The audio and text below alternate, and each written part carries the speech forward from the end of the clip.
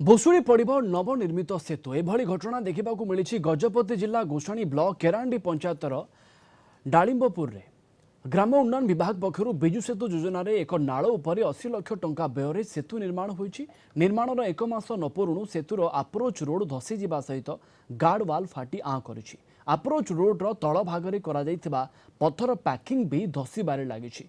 सेबडे ग्राम उन्नयन विभागर कौनसी प्रतिक्रिया मिली पारि नाही।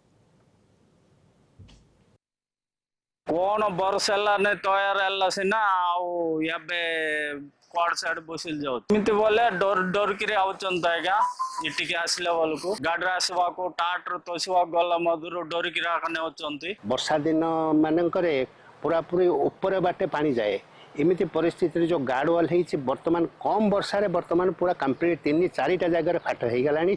आमे सब ग्रामवासी डिमांड दाबी करूछु जे आपण इंजीनियर्स आसिक ठीक भाव देखिक केमती कले यहाँ स्ट्रंग रही विहित पदक्षेप ने मोर अनुरोध। जिलापाल जनिचे आरडी एग्जीक्यूटिव और पीडी को खोचते व्हाट्सएप रे देते विजिट्स पत्र एबे अर्जेंटली कम टिके हेल्प करो बोले भल नाई बोले से हमर गाँ लोक बेसी बिजार हो जाउची।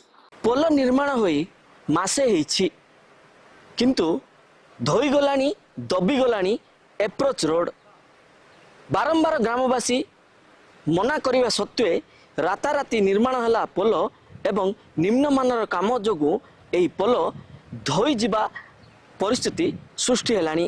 तेबे देखियो बाकी रहिला एही जो निम्नमानर काम होईची आ विरुद्ध रे तदंत हेउची केबे एवं जेउ माने मध्य एही निम्नमानर काम पय दायी अछंती सेमानक विरुद्ध रे कार्यानुष्ठान कौन ग्रहण करा समय ही कहब। गजपति जिला संतोष कुमार पट्टनायक, कलिंग टीवी।